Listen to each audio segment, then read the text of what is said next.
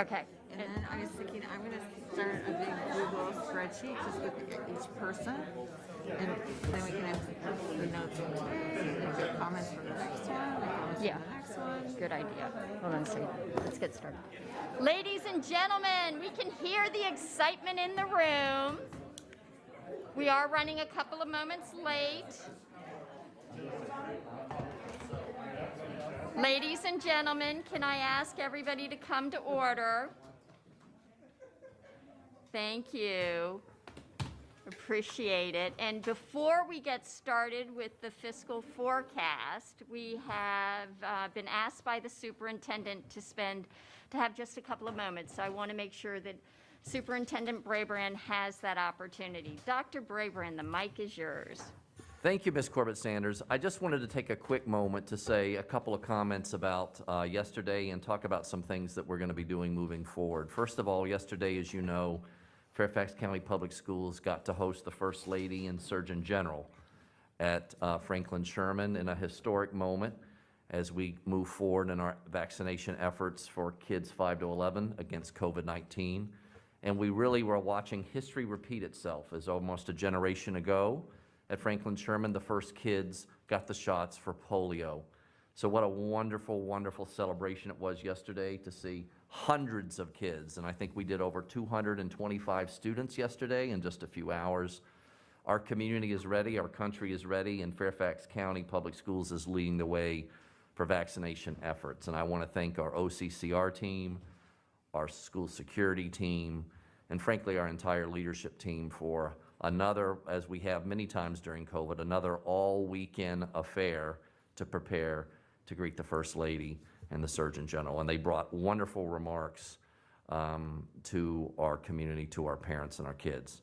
I also want to celebrate that yesterday that we saw our community transmission for COVID drop. As you know, months ago it was in high and it dropped to substantial as we started the year, and that it is now dropped to moderate.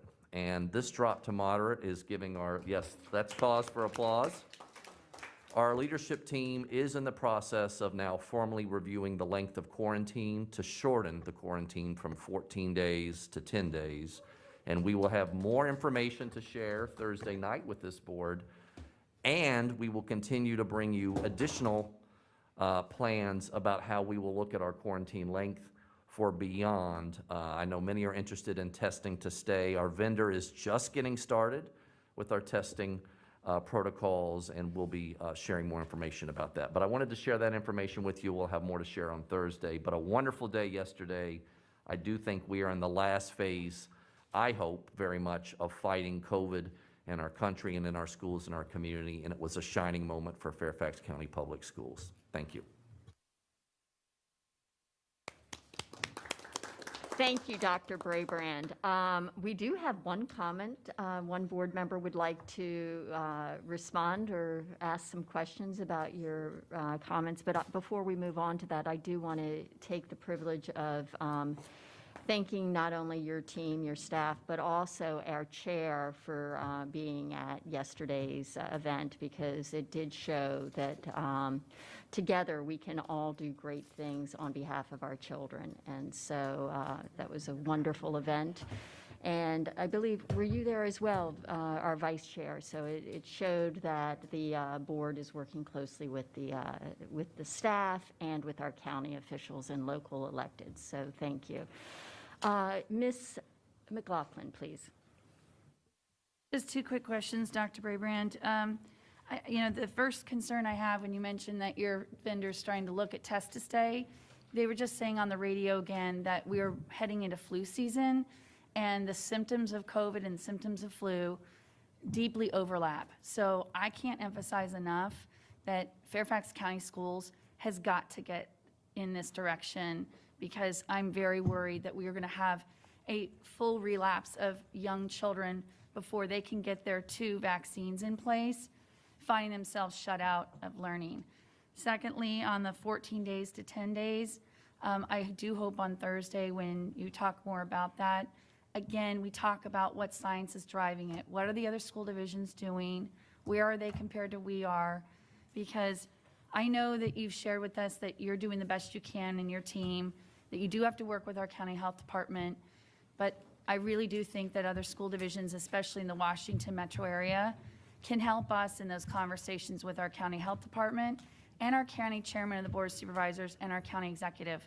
But if we don't come armed with the data, I feel like we're going to continue in this kind of, stagnated space. And it just really worries me hearing so much from our families again, the thought of going through another loop of kids out quarantining. It's going to take a while. Yesterday was historic and yesterday's exciting, but I think you said 200 students, and we have, 75 to 90,000 K through sixth graders. So appreciate the hard work, but really hope we can speed this up. Thank you, Ms. McLaughlin. Ms. Marin. Yes, thank you. I too have to echo the concern about the quarantine and the pause. My own child was, I want to say, almost a victim of this unnecessarily. And, I agree. If we're not, it's going to take a while to get kids vaccinated. And it's clear that the county health department has put this on this board and this superintendent to make that decision. So I think that it's time that we decide if we are going to make that decision or not. I've hemmed and hawed about this for months. Just today, I've gotten another email from a parent of a second grader. Think about that second grader's experience the last 2 years, and then if he gets paused again. I think we really need to think about if this board and this division are going to take the step to reduce the quarantine like our neighboring counties have, because it's not going to come from a directive from our health department.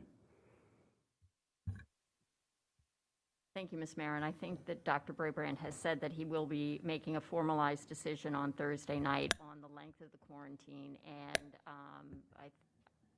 I hope that, and I am optimistic that Dr. Brabrand is hearing everybody's concerns about the length. Ms. Cohen, and then I do want to move on to the regularly scheduled agenda items. Sure, I appreciate it. This is definitely big news for us. So what do you need from us to make that happen then on Thursday? I'll let you know if I need anything. I'm busy doing consultation, moving forward, reviewing the final data, and if I need anything between now and Thursday, I'll let you all know, but I'll be glad to talk more Thursday. Okay, and I think my last question is just more of a reminder of that the board has asked, I think, many of us multiple times about as we move through the phases now that we're down to moderate, what's the general dial back plan? So I'm hopeful that we're going to get information about that soon too. Thank you. Thank you, Ms. Cohen. If everybody would put their placards down so that we can proceed to the next part of the agenda, that would be great. Today, staff is going to provide a preliminary fiscal forecast of the fiscal year 23 budget. With expenditure projections, no decision-making is required. This is for information only. The FCPS preliminary fiscal forecast is prepared in conjunction with the county fiscal forecast for discussion at the joint school board Board of Supervisors meeting in late November. The joint budget meeting is conducted every year and is for staff to provide their best early estimates for the upcoming fiscal year 23, and also an opportunity for the elected officials to talk about it together. It's difficult to provide firm numbers this far in advance in a normal year, and that's even harder in this year's uncertain environment. The school board gets the first look at the FCPS preliminary estimates, and this PowerPoint document will be merged with the county's preliminary information just prior to the joint meeting. Right now, that meeting is scheduled for 1:30 to 3:30 on November 23rd, with the location to be the County Government Center. We don't have any information on whether a virtual option will be available. Normally, the fiscal forecast work session is scheduled for an hour and a half, but we do have some slides at the end about instructional technology, which I assume we will review and talk about after our break unless we have time prior to the lunch break. Then we will handle it then and proceed in the afternoon on the trends report. ISD and DIT staff are going to talk about a grant opportunity to enable us to purchase devices for our youngest students. Now, I am very happy to introduce somebody who needs no introduction, Ms. Burden, as she presents this year's fiscal forecast information. Thank you.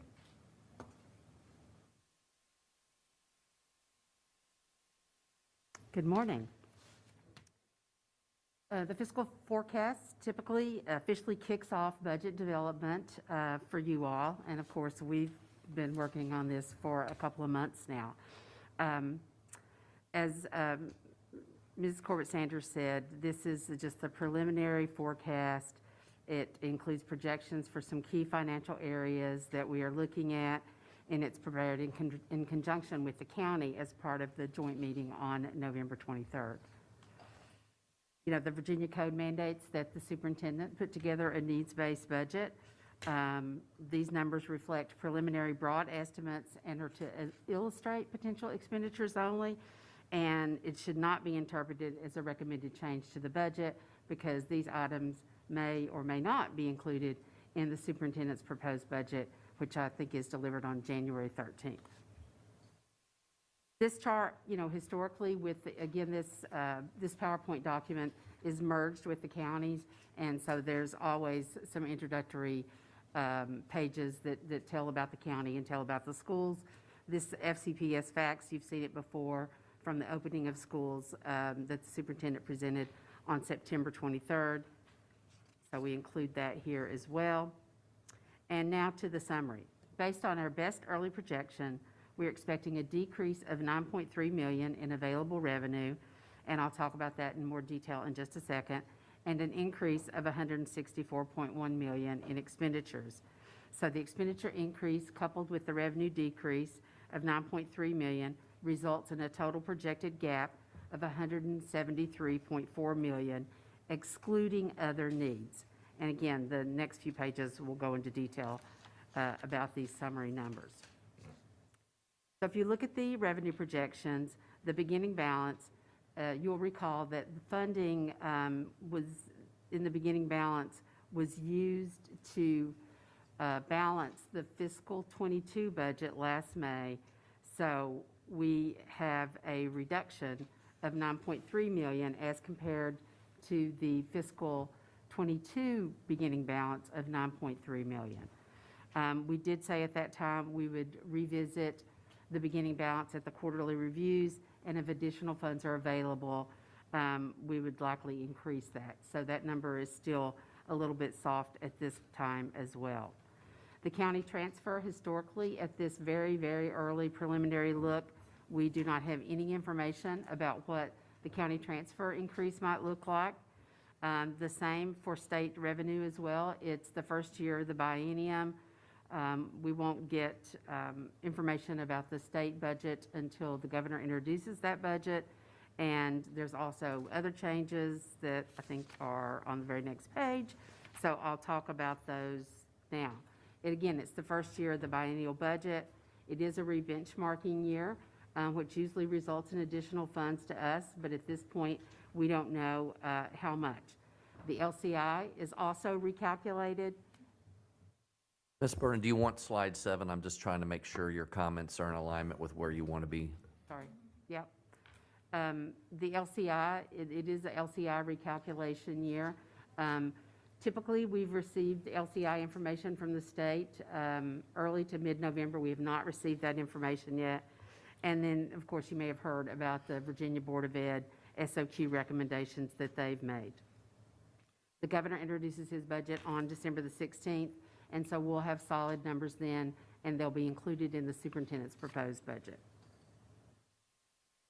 As far as expenditure projections go, this budget, these preliminary numbers focus on compensation.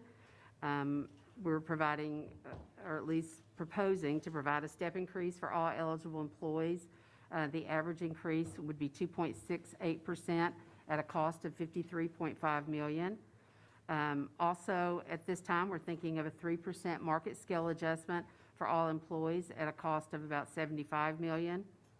The cost of health insurance is projected to increase by $8 million as a result of rate increases. We contribute about 85% of the medical plan cost for employees in individual plans and 75% for employees enrolled in family plans. And those costs are going up slightly, although not as much as they did last year. Retirement costs, ERFC sets their rates for 2 years. We're in the second year of ERFC, and so that rate will not change at 6.7%. FCERS rates are expected also to remain the same. VRS rates are expected to decline, but those rates are ultimately determined by the General Assembly, and so we have to wait on that. We are expecting a decrease in those rates, though. The General Assembly determines that finally after the governor introduces his budget. And then base savings, which just represents the recurring savings from position turnover in fiscal '22, and that's at $21.5 million. There are also some required adjustments. Enrollment and student needs is, of course, usually one of the main ones. Projections are not completed at this point, but we know that enrollment is less than projected in fiscal '22. So additional funding is likely not needed, and there may be a savings. Of course, it depends on the distribution. Final numbers will be provided with the fiscal '23 superintendent's proposed budget. We have to maintain funding to support the FCPS on lease obligation, T-spec positions, family liaisons, ESOL positions, and these things were funded with ESSER 2 or ESSER 3, and so they need to get in the base because, of course, they're currently funded with one-time money. Textbook reserve is also an increase to the budget that is required at $16 million. Again, this is an area where in the fiscal '22 approved budget back in May, we reduced the funding for textbook adoption in order to balance the budget and deferred that to this year. So that is an increase in fiscal '23. The staffing reserve also was slightly decreased to balance the fiscal '22 budget. So that's another $3 million that we would want to include as a required adjustment. And you all are very familiar with the transportation compensation increases and the substitute pay increases. Those initiatives that were just approved, within the last 60 days, of course, they have a cost in fiscal '23, and they're identified here at $3.3 million and $4.4 million. We also always have contractual increases, and those are things like escalation clauses in existing contracts, utilities, those sorts of things, major IT projects, and that is at $6.8 million at this point. And then we always have a small transfer to other funds, and that's $1.1 million, largely based on equipment. And then these items are, I guess, below the line, and they reflect ongoing commitments that, may or may not, again, be included in the superintendent's proposed budget, like English learner staffing. We've made a concerted effort over the last couple of years to increase ESL teachers. And of course, there have been changes recommended to the standards of quality that go along with that. There's the phase 2 of the AP external review, and then a special ed review placeholder. That review should be completed this year, and there will likely be costs in future years as a result of that review. And then a number of items that increase access and opportunity and align with the strategic plan. And these items together total about $25.6 million. And again, they are listed below the line. And then this chart is just a summary so that it's easy for you to have all on one thing, what I just said. Looking ahead, the current state budget priorities, again, there's the prescribed VBOE SOQ changes, which involve teacher leader funding, reading specialists, ESOL, assistant principals, psychologists, social workers, and county-funded nurses and counselors. There's also continued implementation of the K-12 special ed JLARC study.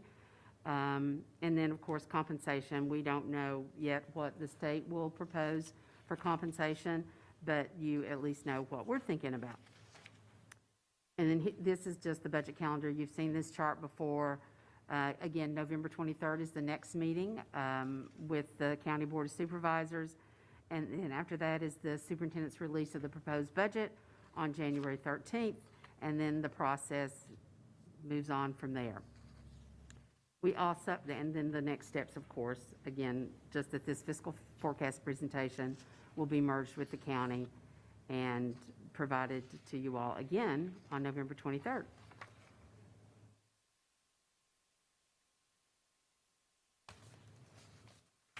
And that's it. Thank you so much, Ms. Burden, and thank you to Ms. Wigington and Mr. Smith as well. I know that you have been working very closely with the superintendent to try to capture some of the discussions that we've had thus far. I do have a number of people with their placards up, and so I'm going to start with Megan McLaughlin, followed by Dr. Anderson, and then Ms. Cohen and Mr. Frisch. I think Mr. Frisch had his up first, so I'll defer to him. Oh, okay, thank you, I'm sorry. I had someone handing me something. That's not the end of the world. I appreciate it very much. Looking at slide 8 for compensation, for folks watching at home, when we talk about a 2.3% expected increase in the cost of healthcare, how much of an offset is that on the value of the raise that we're proposing for the step increase and the market scale adjustment?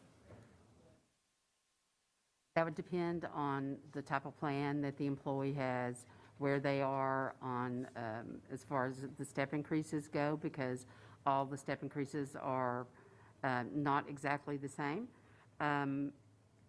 We'd have to calculate that. I mean, we could do some examples of like an employee with, an individual plan versus an employee with a family plan, a teacher. This is not nearly as ominous as that may make it sound. There was some Star Wars music playing in the background for people that didn't hear it. That would be very helpful. But suffice it to say, when we talk about the percentage of the contribution on healthcare increase, we're talking about as a percentage of the current cost of their healthcare, not as a percentage of the income that they derive from FCPS, right? Correct. So people looking at these numbers need to know that there is, in terms of scale, one is significantly larger or more is much larger than the other. And so the 2.3% is not eating up all of the money that we're talking about increasing pay. Yeah, I mean, it's 2.3% on their share. So Right. if you're kicking in a couple $100, then I guess it's 2.3% of $200. Right. So Right. it's not, it doesn't relate to the other percentages on this same chart.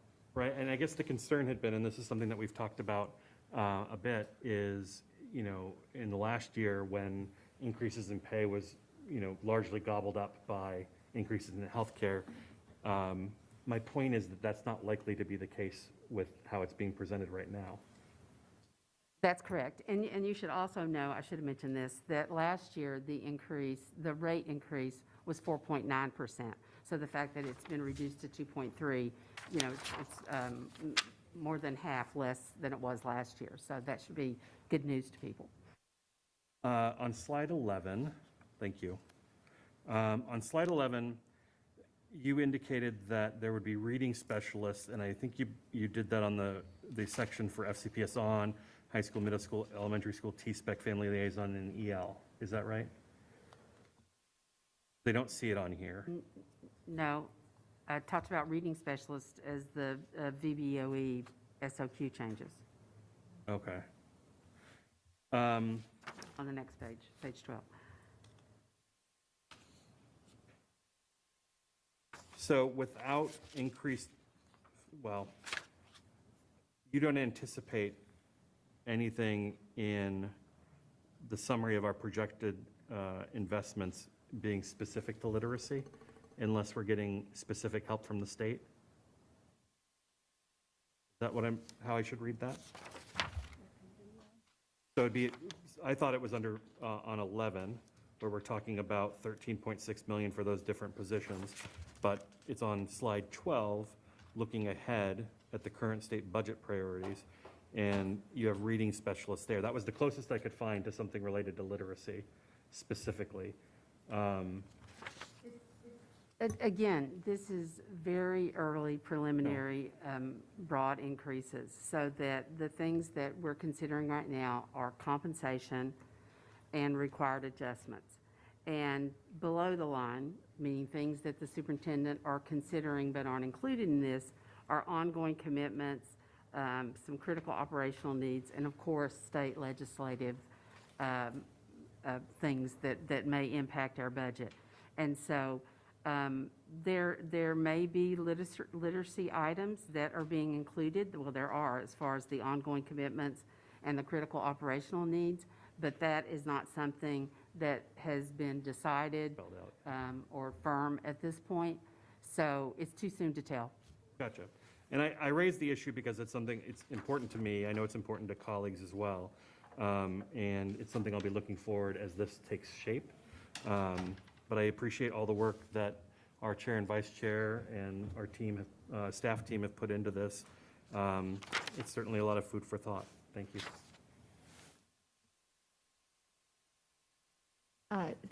Mr. Frisch, one thing that I would remind the board is that last year we actually agreed that this board would provide some guidance to the superintendent as he prepares that formalized budget proposal in January. And there's some draft language that is circulating, which includes literacy. Right, So and I very much support that draft language, so I appreciate you all for pulling it together, based on all the feedback we've already had around budget priorities. Thank you, Mr. Frisch. And now I will have Ms. McLaughlin, followed by Dr. Anderson. Thank you. I guess, Ms. Burden, my first question, if you could share with the board, is how have we been engaging with the county executive and the county chairman and the superintendent to just have these projected raises for employees? Like what conversations are going on so that we know? For many years now, at least certainly in my time on the board, it's been trying to move toward a one Fairfax model of saying, look, you work for the county, you work for schools, you work for the taxpayers. And we want to be more equitable in how we ensure people then, where there's funds, there will be raises. So I just wondered where that piece of it was. Yeah, we're already starting to have conversations about compensation. I think it's going to be a priority of the county executive as well as he works with the Board of Supervisors. So we have shared this information with the county executive. And again, I will say this as my final year as superintendent. I know this has been a long-standing meeting of the board to do this fiscal forecast so early. But it's earlier than, I know you get some emails that say FCPS is behind on things. We're the only district that I know of bringing out budgets this early. We're just starting the conversations.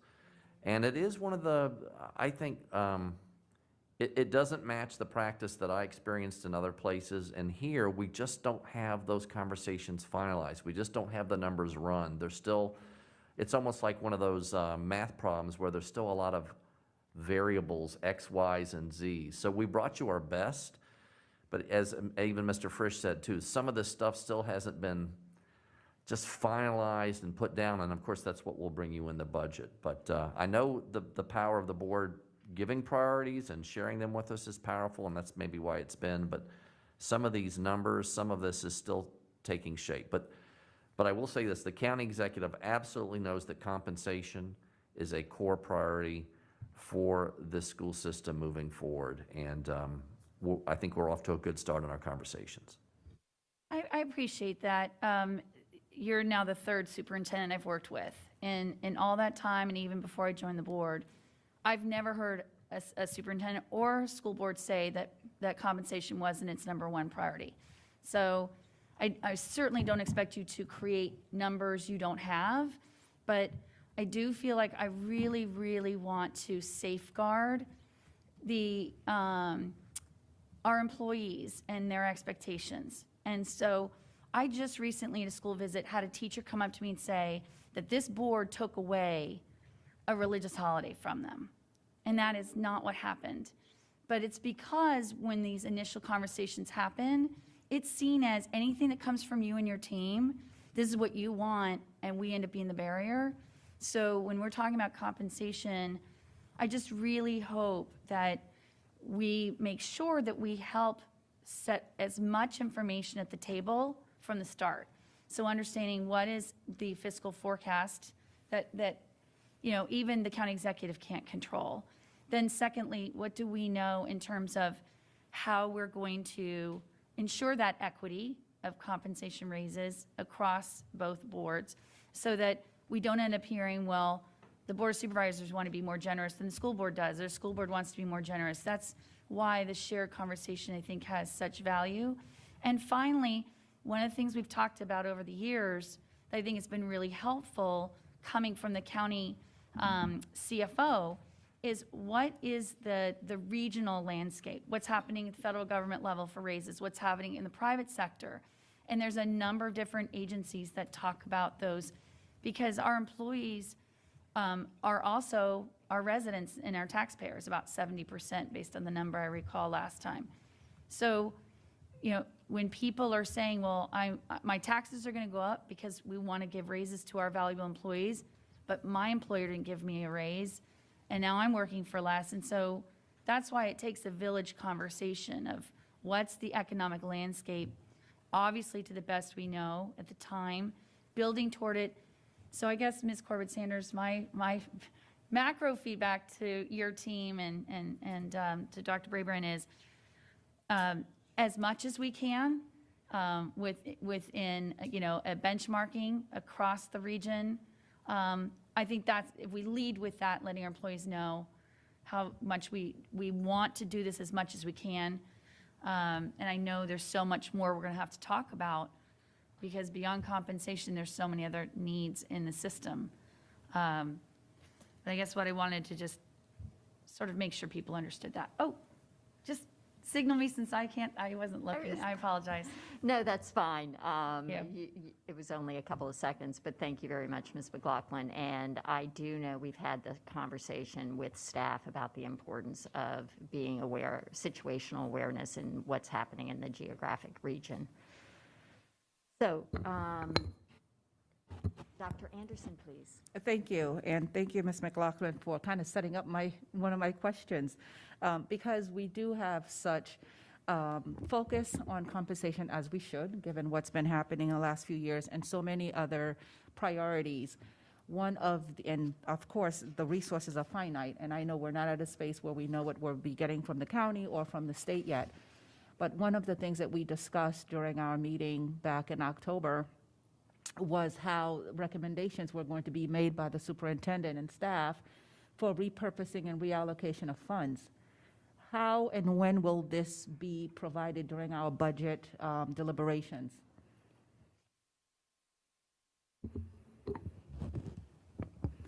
Because I think that sort of evaluation is really important, because I think the mantra is it goes into the budget, it never comes out. How are we evaluating how we're spending our dollars so that we can be more purposeful and more intentional to have dollars that give us the biggest bang for our buck?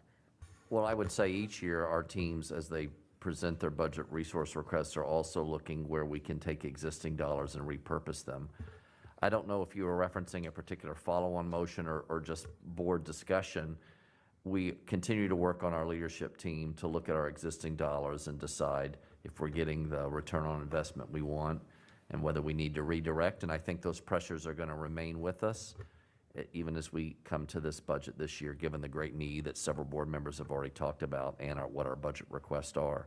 This is still a significant gap with some items below the line, so we have to recognize that some reallocation needs to be part of the conversation. And I defer to the finance team if they have anything additional to add to that. No, but I will say that Dr. Brabrand is absolutely correct. That repurposing of funds is happening in the departments as they are building their budgets. Unfortunately, that might seem a little invisible because it's not something that, it's just what they do as part of management of their budgets, is repurpose things for new priorities and do away with things that are no longer a priority. I think we would be well served to have that be a little bit more visible, because the conversation, I think, with our colleagues is that, again, it goes into the budget, it doesn't come out. And to answer your question, Dr. Brabrand, this is not speaking to any particular follow-on, it's just how are we making the best decisions moving forward? So if there's space for this work that is already happening to be made more visible, I think we would all welcome that. So Dr. Anderson, you. if I can just provide you a So little long as it doesn't insight count on against that. my time. It won't. In the past, what Dr. Brabrand and the team has done is actually put as part of the proposed budget some language about, and this is things that we have repurposed or cut back, and maybe we need to, as we prepare that proposed budget, or as he prepares that proposed budget, be a bit more explicit. No, that would be a great thing to do. On page 7, you talked a little bit about LCI recalculation. Is there any more that you can share in terms of where you believe this is heading? And also, as the financial expert, if you could also provide some explanation for folks who may be watching in terms of how is that calculated for Fairfax County versus some other jurisdictions? Well, the LCI is the local composite index, and that basically is largely responsible for how funds are allocated from the state. It's based on an indices that was developed, I believe, in 1971, that takes into consideration taxable retail sales, real estate values. It also has some population and ADM components. And that indices determines what the local entity can provide for education. Like ours is 0.65 something. So ideally, out of every dollar, we would provide 65%, and the state would provide 35%. Of course, it doesn't actually work out that way. That's just the way that the LCI works, because there are other variables that come into play as far as what you're using for average teacher salaries. Ours tends to be higher, so you're not going to see that kind of split. If you just look at our state revenue as a percentage of our total budget, it's actually about 23-24%. As far as the changes go, in the last biennium, the LCI did drop a couple of percentages, which was great for us because that meant that we had less of a local share, so we got additional state money. But at this point, we do not have any early information about the LCI, but our preliminary calculations would suggest that we expect it to be flat, not go up or down. Dr. Anderson, because you mentioned the state, and I'm just looking at this, of course, you know, we work on these slides weeks in advance. Of course, the title is completely correct, state revenue uncertainty. One thing, and I want Ms. Burden to be sure she hears this comment, we do have some concerns. It's not listed as a bullet, that the governor-elect has a plan around sales tax repeal for food, and that will take hundreds of millions of dollars from state revenues and affect every school district and every county's funding operation. So it is a fifth bullet that wasn't in time for the delivery of this slide, but it is something I was already talking to the chairman of the Board of the Supervisors about yesterday at our meeting with the First Lady, and there are serious concerns across Virginia school districts and across local government about the repeal of that tax on the ability to operate local government and local school districts if we desire excellence in education. So I wanted to add that bullet to our conversation. Thank you. Thank you, Dr. Brabrand. That's very helpful to share. My last question, I believe, is page 9. So as of right now, this 48.8 is the anticipated increase above our current base. Is that accurate, Ms. Burden? I mean, the 48.8 represents the required expenditure adjustments, but enrollment is still to be decided, and compensation is 115.3. So the two together equal the 164 plus the revenue decrease for a total of 176. Okay, thank you. Dr. Anderson, you're giving us 55 seconds back. Thank you very much. Ms. Cohen. I'm gonna do my best to steal all of it. No. I have some questions specifically about some of the broader areas that I just want to make sure that we're taking a look at when we're having these conversations. One is when we look at the bus driver salary increase there, it doesn't seem to be reflective of that we have a study coming up for pay scales. So I just wanted to ask about that. Oh, but it doesn't say, it just says, and the 2.5% increase for the remaining. So we'll be bringing some information to the board. We'll have to get the study scheduled. I've just had a chance to review the draft reports from the study, and so what we see built into the budget here are the changes that have currently been made. And again, this is a very high-level fiscal forecast, and so if there are recommendations for changes, we would have to take that into consideration in developing and bringing back the superintendent's budget. Okay, I just wanted to make sure because I see in other areas that there's placeholder money. And so I get nervous when I don't see that reflected in something that we're looking to have down the road. Another thing, just to piggyback on what Ms. McLaughlin said, just to explain again to our staff that the 2.3% for healthcare increase is not a number we made up. That is the actual increase that we saw from the insurance companies.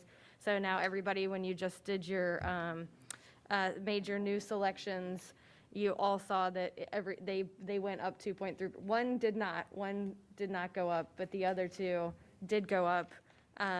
And so I think for us here, that's like $60 a paycheck that it went up. So I just wanted to make sure people understood that it's not, we don't just manufacture a number.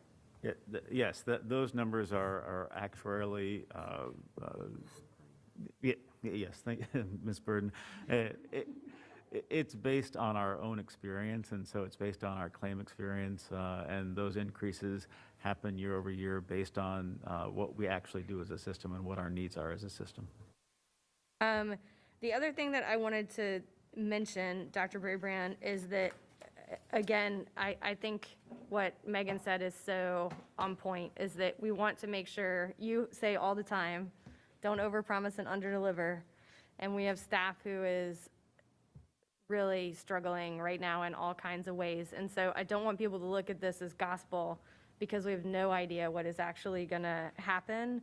But to that point, I think we've been working really hard in the last few months to develop as a system, not just looking at some things across the board, that we're trying to be more strategic. I look to, Ms. Corbett Sanders and Ms. Tolan, who really pushed back about the subpay. How do we get to the people we need the most?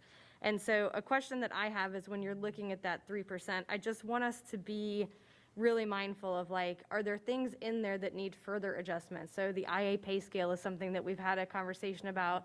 We finally got them to 25. 25 is not even cost of living here. It's 37 in this county. So are there areas, sort of subcategories, that maybe we need to look at that may or may not affect that percentage? Well, first of all, let me say, the step plus 3% MSA is not gospel. And this is back to the concern, and I'll say it again because I think it's important. I think the future of how you do this for the next superintendent needs to be different. We're coming out with numbers way earlier than any school district does. And I think we need to figure that out because the expectations game, I understand all the pressures that you all as board members have. The county, remember, ours is January, the county has another month, and we're already months early. We're just starting, and we have to try to put some markers down. Let me say this, I am confident that we need to have a step and an MSA. I am absolutely confident of that, and I think there's a collective commitment across the county and the schools for that to happen. The amount of the MSA, I cannot say today, this early, that 3% is gospel. I think we need to have an MSA. As Ms. McLaughlin said, there's private sector data that goes out, and we can certainly look at that as we refine whatever my proposal would be. But I do think there's a commitment to a step and some MSA. For today, we have shared up to 3%. I don't believe it will be greater, and it could be less than 3%. But we are trying to put some markers in. All these numbers, every single one of these numbers, none of them are gospel today. They're all subject to change. It's trying to paint a picture. And I don't know, maybe my ideal thing would be show you all of this, just no numbers, right? To try to let you see the pieces, but before we've done all of that stakeholdering, all of it, and I know we have a meeting with the County Board of Supervisors in just a few weeks, and we'll have some of these additional conversations that I think will help give Brian Hill and I feedback so that we can continue to work together collaboratively. And I look forward to understanding what his compensation picture looks like too. And I think we'll learn about that later this month. Okay. The last thing is I just wanted to flag the FCPS on money, and see if, I know we're at 30,000 feet, but could you give us a little more specificity? I just want to make sure, and I know we've been a pain in the butt about this, but I really feel strongly about it. I want to make sure we're not having conversations where we're talking about K through, 2 devices again, when we haven't come back together to have that conversation as a board. Yeah, the FCPS on reference here is for a lease payment that I believe is $6.3 million that we took out of the fiscal '22 budget in order to meet the county and state funding levels and funded it out of ESSER 2. ESSER 2 is only one-time money, and so now in fiscal '23 we have to add that back to our operating budget in order to fund those lease costs. Now, as far as the PK 2 devices, that is at the end of this document, is something that we are going to discuss, well, ISD and DIT is going to discuss after we conclude the fiscal forecast discussion.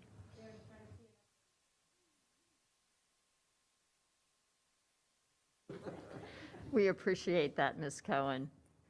Thank you very much. Ms. Omesh, and we'll follow, Karen Keys-Gamarra will follow her. Thank you.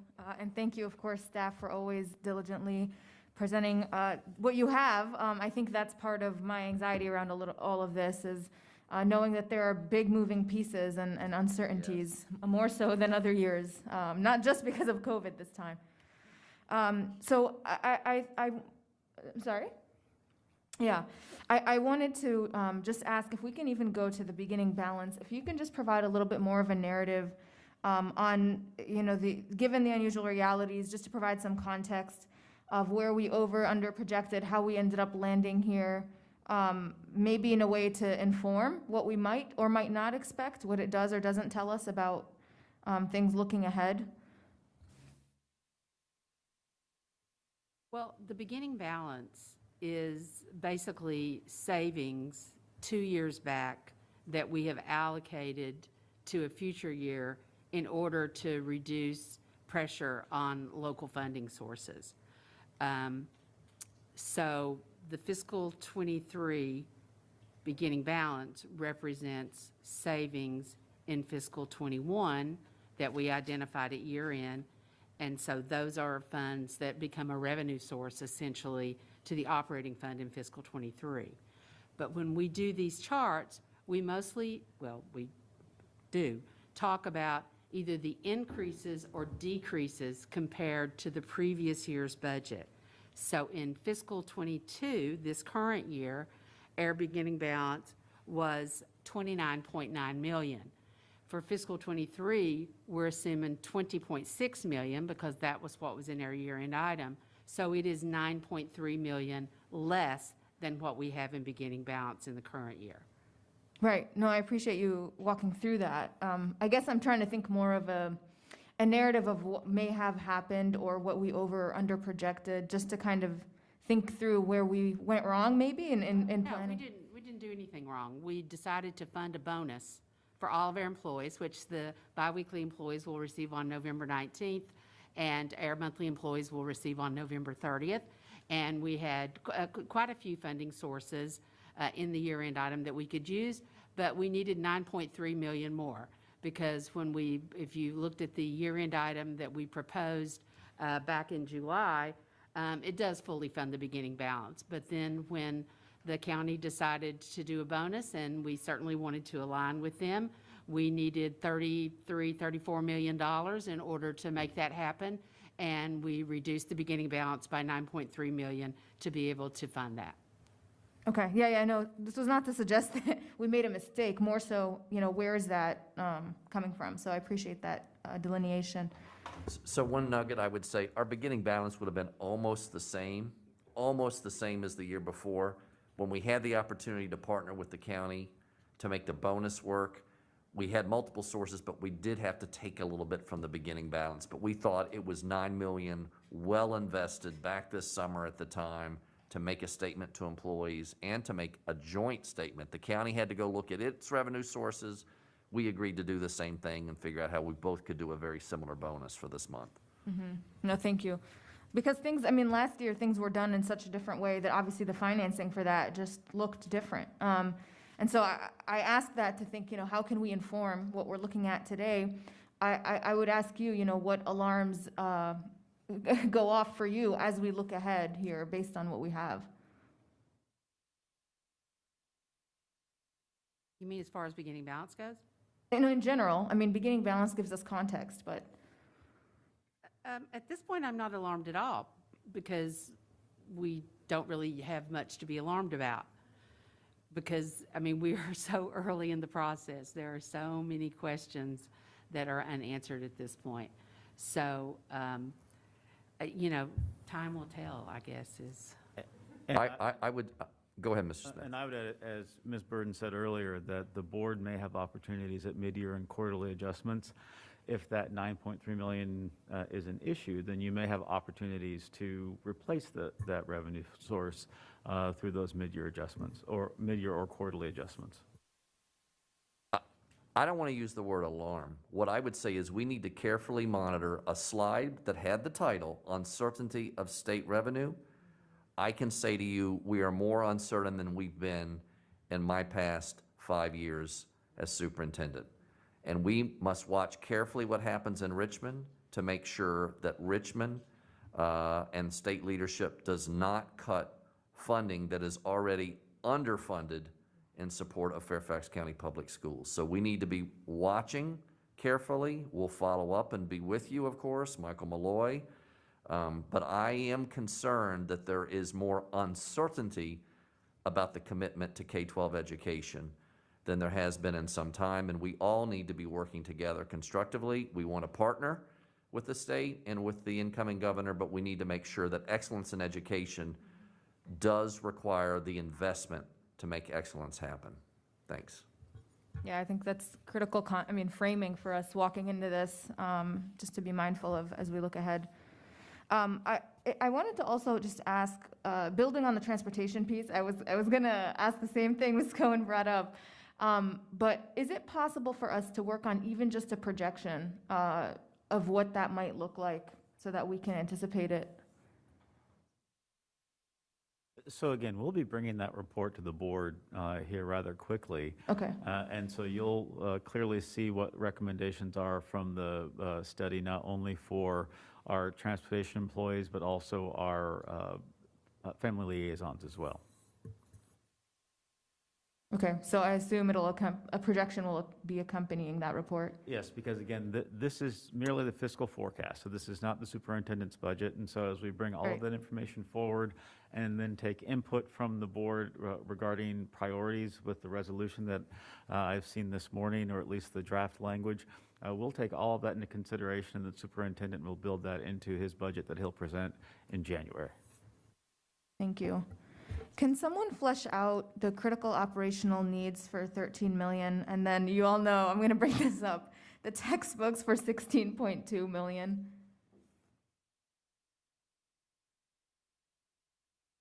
Well, the critical operational needs,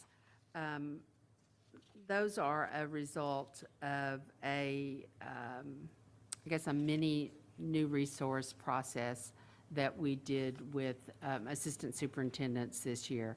So it represents a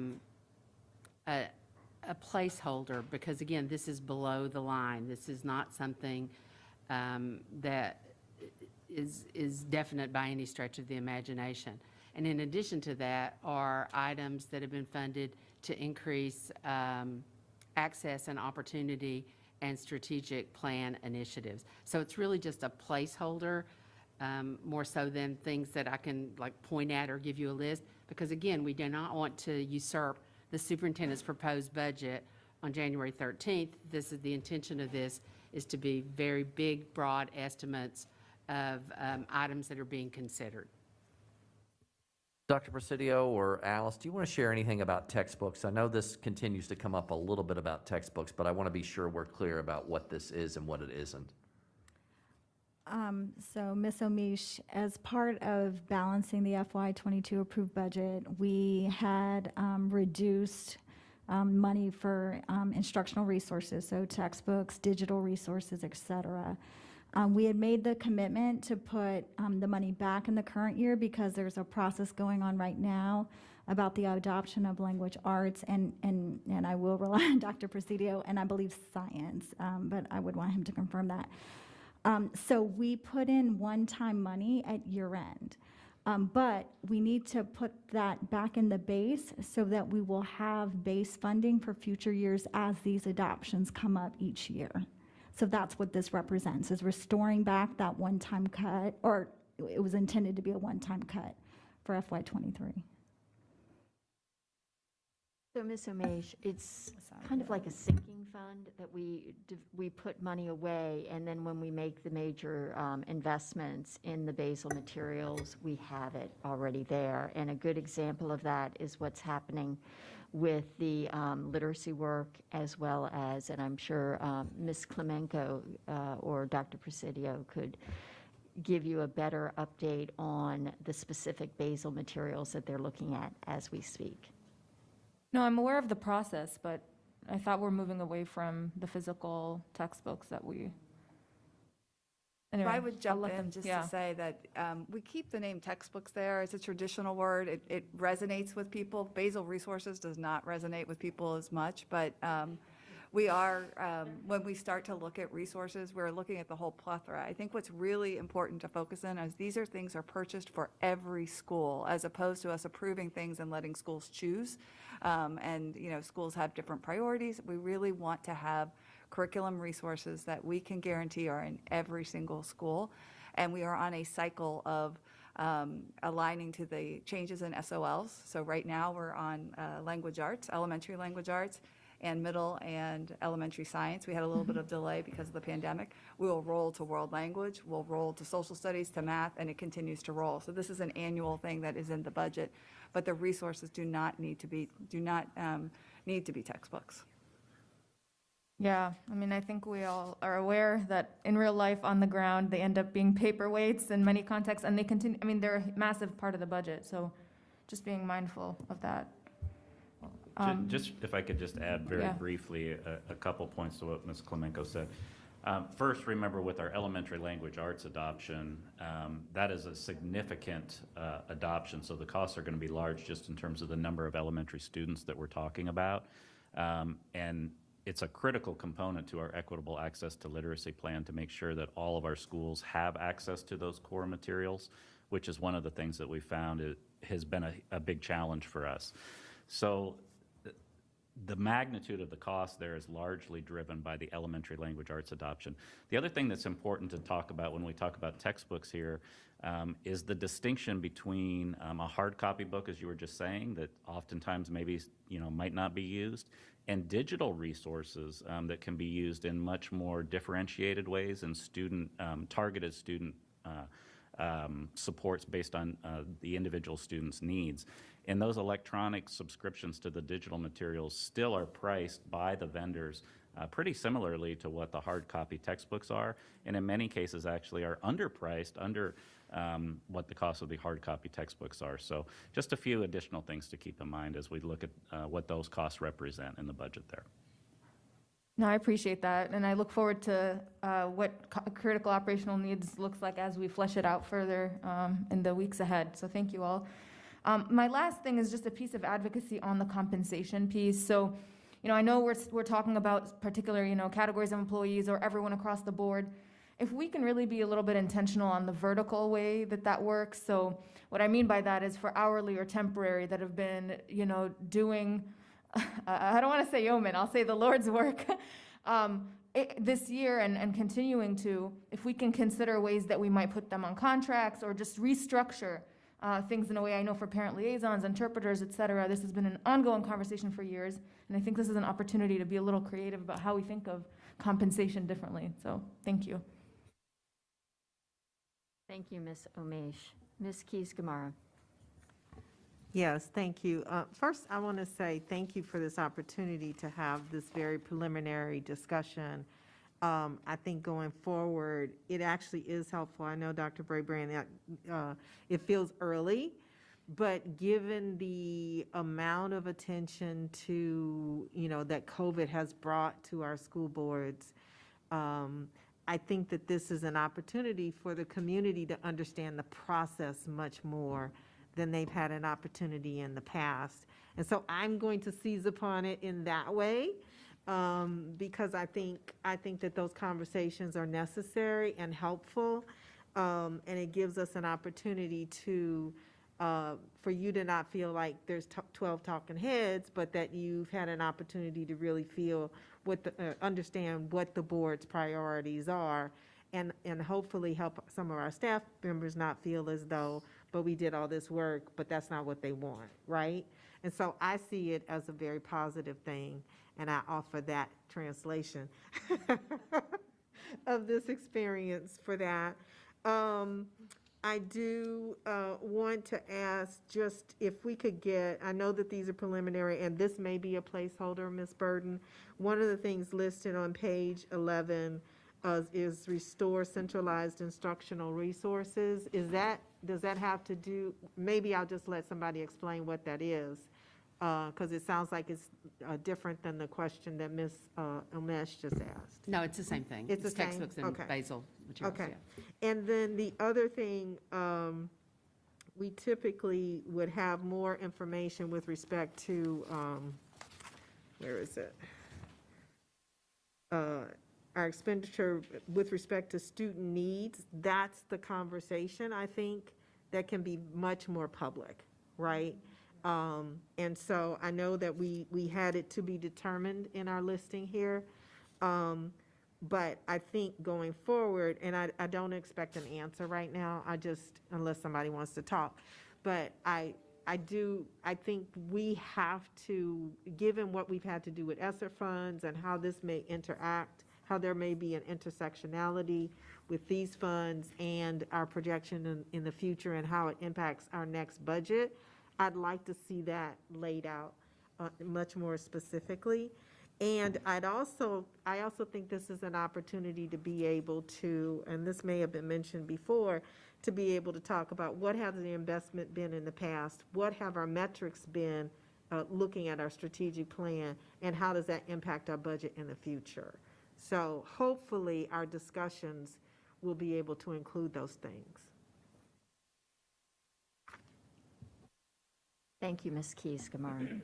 And one of the things that we have talked about with our staff and the team has been actually engaging with our counterparts on the Board of Supervisors earlier and one-on-one with the magisterials, with their counterpart on the board, as well as the at-larges with their counterparts. So I know that there is a wish to have more frequent dialogue on those issues. Ms. Derenak-Kofax. And by the way, happy birthday, Ms. Derenak-Kofax. Thank you, and thank you for these beautiful flowers so much, and a candy, which I will share. And thank you to our budget team for putting this together, and for our budget colleagues, Chair and Vice Chair, for getting this together. This is a very early bird forecast, so that's a good thing. I will have to say that I don't have many questions, but I do have some comments. I am in support of both a STEP and MSA for our employees this year. I think that's important. The time has come. We have been looking for that, and I think it's important that as we go to our primary funding colleagues across the county, they know this, and so I'm all in favor of that. I also think it's, one of my priorities has always been, it's crucial that we continue our investments in ELL and the staffing, and as well as the AAP recommendations. But I do have a question for staff, as I might want to add to the, was it a resolution you put it out as. When we looked at what was happening with our English language learners and how it's continuing to be 5 to 7 years to get them to proficiency, you know, and I know we have ESSER dollar investments there, but are there going to be any change? I want to talk to you and talk in the microphone at the same time. So I'm going to do this so people can hear me. Any needed changes? Are you looking at any changes to curriculum enhancements or changes to help this? And would there be necessary budget dollars to do that, or would ESSER funds be covering some of those changes now? Well, I think it's a great question. I appreciate your continued advocacy for our English language learners. Right now, what we've really been doing is looking at our ESSER funds as the funding available to support the academic recovery of our students. And many of our students who are most impacted or most significantly impacted academically as a result of COVID are our English language learners. So we're providing those students with a lot of additional supports both during the school day and after the ESSER funds actually become available. At the school level, there will be after-school supports and summer supports for the students as well. So right now, in the short term, all of our schools have ESSER funding, and the funding that was distributed to schools, again, we used a weighted formula, so students in schools where there's a larger number of English language learners, for example, do have more funding. So in the short term, I think we're okay with the school-based funds to support students, but in the longer term, in the out years after those ESSER dollars, you know, begin to diminish, we have until 2024 to expend those dollars. I do think that in the out years, there will need to be additional resources probably to support students. But what you see in the fiscal forecast here is looking at those additional staffing positions that we might need to consider to provide some of those additional supports over time to students. But right now, I would say ESSER funds really is meeting the need that we have. And in the out years, we should really continue that conversation. So you think that the staffing needs are going to be covered as well as curriculum changes, but in the out years, we need to continue. So you don't see that as a priority for this year's budget, you're saying? You're feeling fine for a short term? Right. With respect to curricular changes, I think we're fine right now. With respect to the school-based intervention services that students need, I think we're fine right now, but there's been this longer-standing question of reducing class sizes and having more additional staffing support to be able to deliver services during the school day to students. Right. Okay. All right, well, I'll continue conversations. Yes, Dr. Braber. One thing, Ms. Derenak Kofax, while this is a budget discussion, we're going to have a calendar discussion with you in January.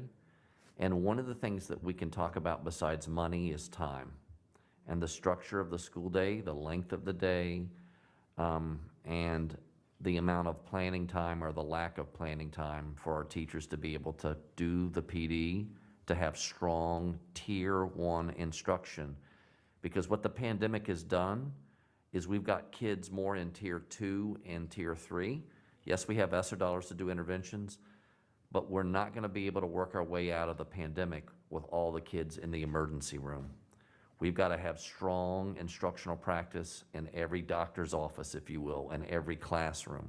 And that's going to take, I think, a serious relook at the time that we're giving teachers, not just the compensation. But I know that's a discussion for another time. This is the budget.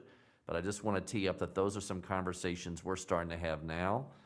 And of course, we have a calendar process that we're already surveying folks about, and we'll be talking to you all over the next 2 or 3 months as well. Time and money are two of the key variables that we need to be looking at for this coming up budget. Right, and I do appreciate that. And I hope as you, because it is going to have impact the budget, as you have that calendar discussion, I think we, as a system, may have to look at things differently. Because even when we looked at these programs, bringing these programs, when I did that visit, there's nobody left here that I think I did. I don't think any, but did the visit to Texas. Their modeling was different. And it's not exclusionary or tracking someone. It's giving them the necessary resources that they need. So there may be particular groups of students that may need that, and their calendar may look different from ours. And that is something we have never talked about. We have never gone there. But I think it's high time as you look at that. It can't be because, you know, that number that Dr. Presidio and his team have shared for years, if you get a 15-year-old into our system with limited skills, and the data says consistently 5 to 7 years to get them to where they need to be in our education system, that calendar needs to change. So thank you for that, and I appreciate your work. Thank you, Ms. Derenak-Kovacs. And I will just remind my colleagues that we have until 1 o'clock to have this conversation, and we'll continue on. And in line with what you were saying, Ms. Derenak-Kovacs, there are 150 new students in our schools just this year that are coming to us with interrupted education. Thank you. So Ms. Sizemore-Heiser, and then Ms. Pekarsky. Thank you. Many of my questions have been asked, so I appreciate my colleagues, and I've appreciated listening to the conversations and the answers. And I do recognize that this is very preliminary, but it does, I think, help frame out for us and for our people watching at home and our county partners really what our needs are. And I just wanted to flag a little bit around the STEP and MSA. I heard some of the concerns around, you know, setting expectations. And I'm wondering, you know, going forward, Dr. Brabrand mentioned relooking at how we do this, whether there's space for having ranges in some of our numbers, right? To say, you know, we like to do this, but we're looking depending on what things look like. So just a suggestion if we're going to look at this process going forward. The other question I had is I am concerned, I'm very concerned about sort of the landscape we find ourselves in and the incredible need that we have to do a STEP and an MSA increase together. And I just wanted to flag that I'm very worried about that. We absolutely need to do a STEP increase. We absolutely need to do an MSA increase where our staff needs it. So we have to advocate for our teachers and our staff. And I'm worried, especially with the state landscape. One thing I did want to flag is that JLARC special education report and the implementation of that. There was legislation passed last summer that very broadly implemented most of the suggestions of the JLARC report. And I guess my question would be, not so much for you all, but in general, do we know what that impact is on us, in particular on mandates that may be unfunded? I didn't know if anyone had the answer to that or had looked at that. So Ms. Burden, I know you had a slide about some of the unknowns about what was happening at the state level. Do you want to bring that back up? Thank you.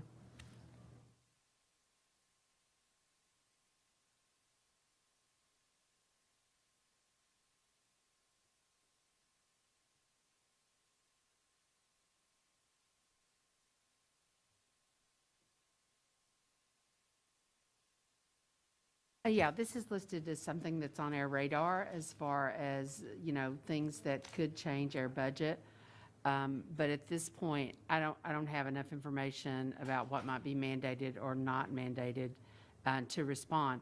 But Michael Malloy is on the call, and I'm sure he will be delighted that I have asked him to speak to this. Thank you. Thank you, Ms. Burden. I was hoping he'd be here. Hello, everyone. So per your question on the JLARC report, I think as Ms. Burden said, it is a little bit too early to know exactly what the impacts are going to be.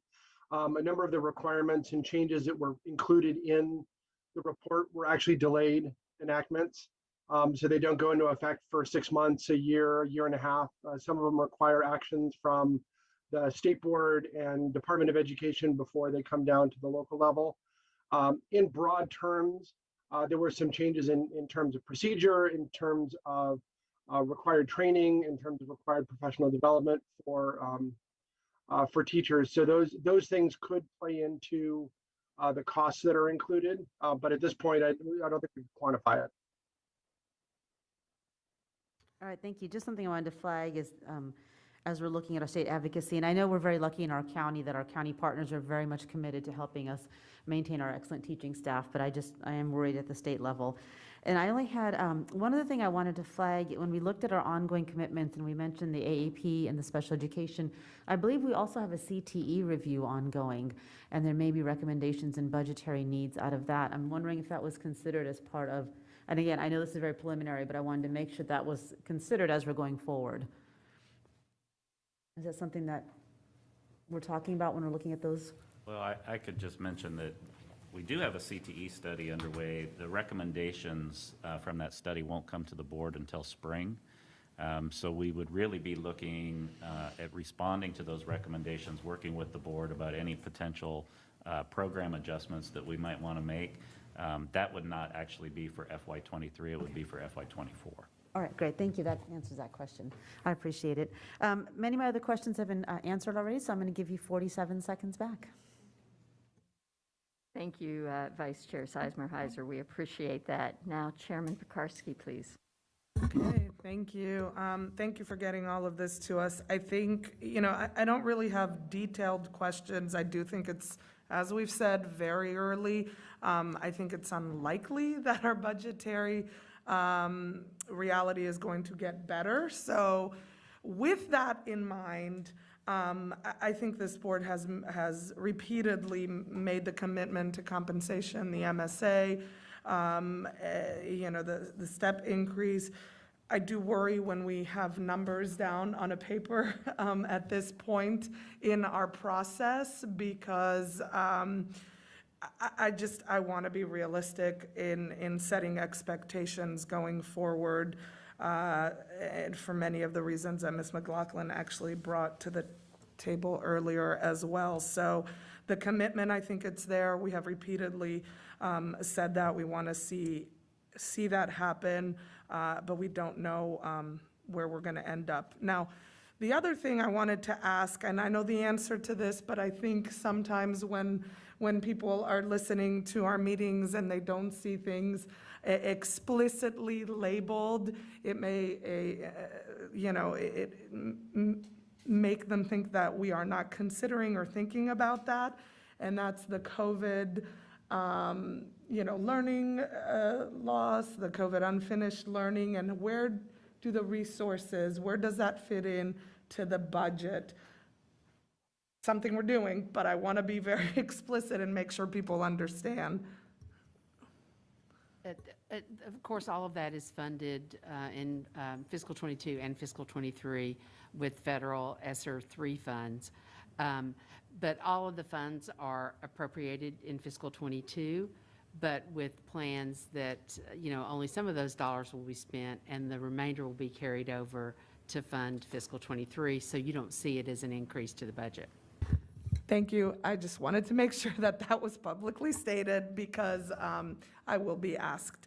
So that's it. I mean, I think this process is going to be different than it was for us last year.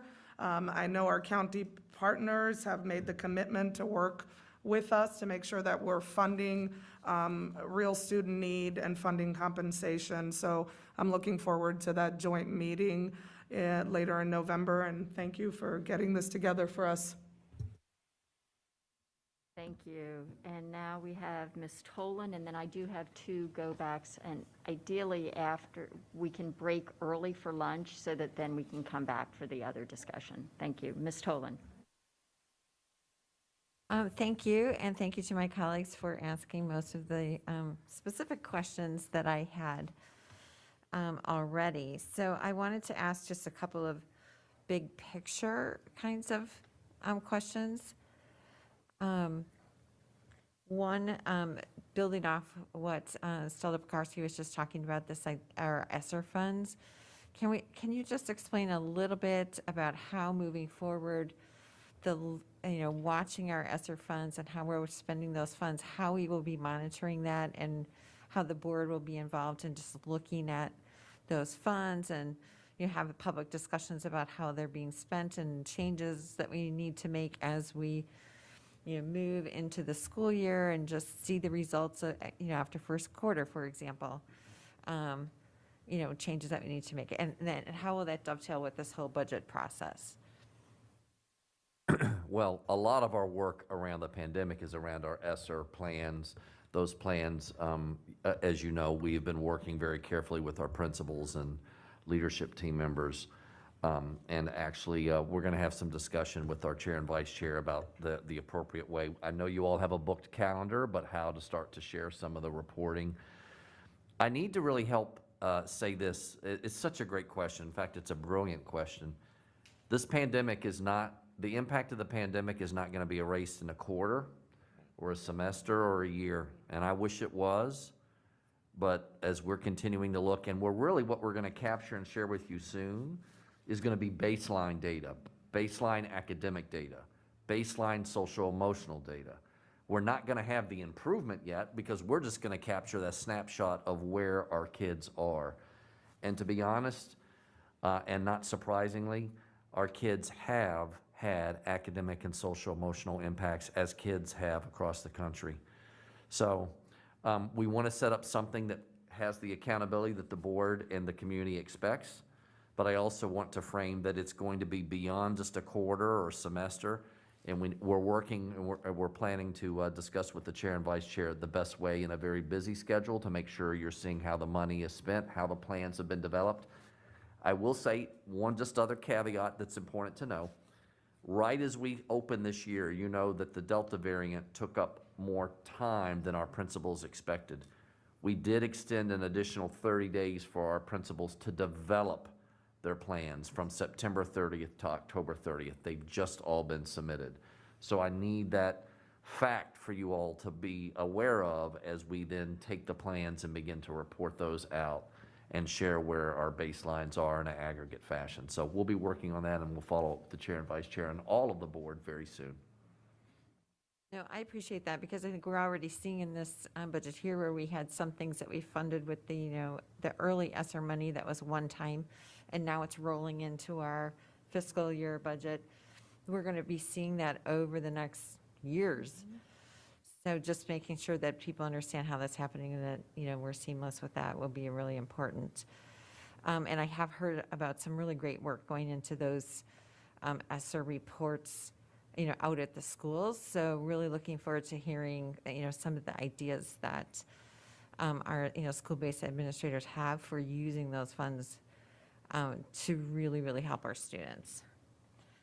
The other sort of big picture question that I had is, Lee, I'm certain you've been through many other changes of administration, even during your work in Loudoun County, over those years.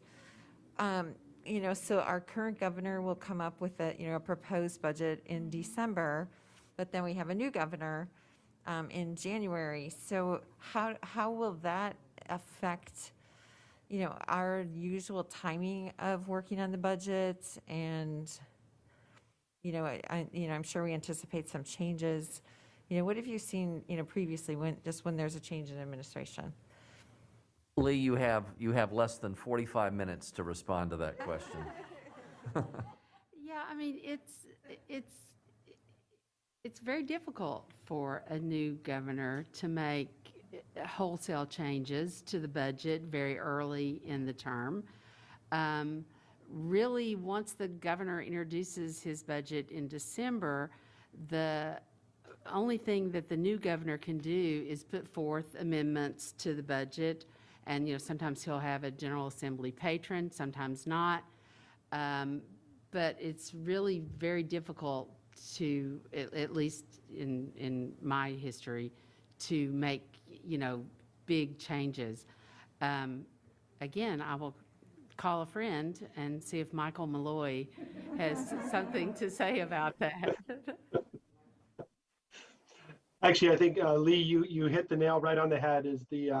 It is an odd system because you have the outgoing governor that introduces the budget, but the budget is a huge document. So it essentially becomes a bill during the General Assembly session. It goes through the regular legislative process of amendments are made by the House and the Senate. They come together in a conference committee. The new governor will be part of that process. He will have the ability to make amendments. Practically speaking, the budget is so big and has so many moving parts. You can't practically change everything during the time that the General Assembly session runs. So obviously he'll pick and choose based on his policy priorities, and where they mesh with the current governors, they won't be changed. And where they don't mesh with the current governors, there will be amendments that will be made. But there's really no way to tell right now what the magnitude of those changes might look like. Next week, the House Appropriations and the Senate Finance Committees meet in retreats. And that will be kind of the first preview that we get of where the two chambers are talking about different budget priorities. So they'll present information that they have, and they'll talk about what their priorities look like. You'll probably see the new, obviously pending a couple of possible recounts.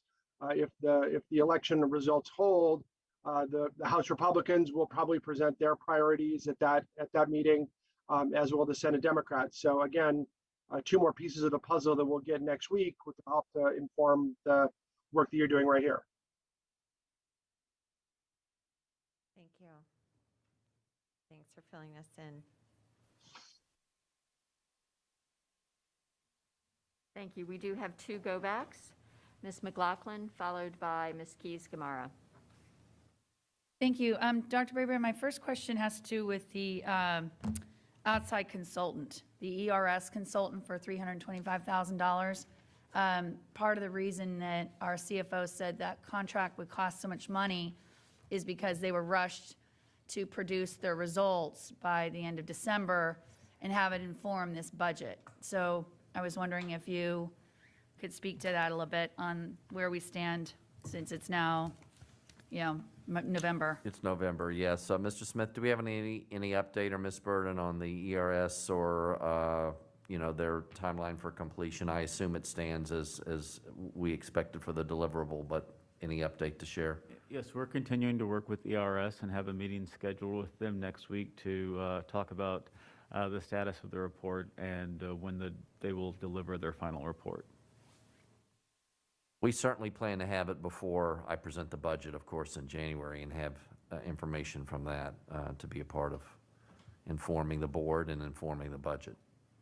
Well, I'm just going to be honest. So as you shared with the board in July that because this was just too much work on your team to do this analysis on best practices for using various staffing positions, your team decided to use this outside consultant. And so my concern is that, again, the board never directed you all to go spend this kind of money on a consulting report. It was a decision you all made. But now my question is that we're midway through to where their deliverables are going to be. And at a minimum, I would be asking, I guess, the budget chair and vice chair, I think we really need to have an interim report. I have family members in the consulting business. It is not unreasonable for us to get a status update midway through to say, where are we at? What are the expectations for where they're going to, meet those reporting deadlines, and where are they in the progress? What's been done to date? So, unless Ms. Burden, maybe you're an expert on outside consulting work, but I want to ask for something that's reasonable. But honestly, I felt like the board got a little blindsided in May when we thought we were doing an innocent follow-along motion, and then we found ourselves with a very expensive, contract. So I don't want any more surprises, I guess is what I'm trying to say. I want to know what the board can expect, and I think it's reasonable for the consultant to give that not just to the superintendent, but then the superintendent can give it to the board. We meet with the ERS every 2 weeks, myself and budget staff, and they're moving right along. They've already collected the data from the participants that agreed to participate. They are still working with their data, and they will deliver a report in December as required, and we will get that out to the board and have it be presented to the board as soon as possible. So to your knowledge, there's no challenges in getting the information that they initially proposed they'd be able to get from like the surrounding school districts. And there's been no challenges that have come up that There were have- unexpected? There have not been any challenges with surrounding school divisions that I'm aware of. Okay. I'm trying to head off challenges along the way. The other thing I want to say about being too early versus, I have a different perspective about what we're doing here today. Again, it's November, and I know Dr. Braber and your team usually tries to wrap up your budget preparations before the winter holiday, as everybody deserves to have it, and you come back right after that and start to present it to the board in January. So I really appreciate all the work that our budget chair and vice chair are doing. I think that it's awesome. Really appreciate it. But I do want to caution Dr. Braber, I don't think we're too premature, and I look forward to sharing with the next superintendent that for too many years I've been told by 3 superintendents, when we get to January and we start to play around with it, don't play around with it, because then the board of supervisors are going to kind of wonder where our priorities are. Then we come back in April and, well, you can't play around with it at all. So being perfectly frank, I appreciate you've come today with a great attitude, and I know it may not sound in my voice, so I'm going to try and say it with my words. I really appreciate your collaboration and your teams. But I do hope you know that I think this is really important, what we do now, because I feel like for too long I get told later on, expectations are set, and this is what we need to be doing. Thank you, Ms. McLaughlin. And we're going to have Ms. Keys-Gamarra have the last word, and then we will break for a half an hour lunch and come back and talk about the devices that you wanted to recommend. Okay, so I will say I would appreciate an interim report that Ms. McLaughlin mentioned. It does help to avoid problems if there's any information we can get. I'll just say that quickly. To follow up on what this information should be going forward, I just wanted to kind of mention it to my colleagues and to you, Dr. Brabrand, so that I'm not having something in my head that hasn't been communicated. So obviously, we're trying to show our projected budget with it being tied to data points and using metrics of our previous funding, why we're recommending additional funding, and whether those data points are actually supporting that. And I think we've several years ago, we did a follow-on motion to make sure we could have those comparisons. And I don't think with COVID, I guess, and everything else, we haven't quite been able to get to that. So I'm hoping that now that we're doing things a little bit earlier, that we can have more of a comparison of, what is our current funding, what is our previous funding, are we tying that to our strategic plan, which would then support the projected, what is being recommended. I think that would be helpful for the community. The last comment I want to do is just to add on to your concern, Dr. Brabrand, which I think is founded with respect to moving into what may be a different era for education in Virginia. Certainly, if you pay attention to what's been said on the campaign trail, there's reason to be concerned.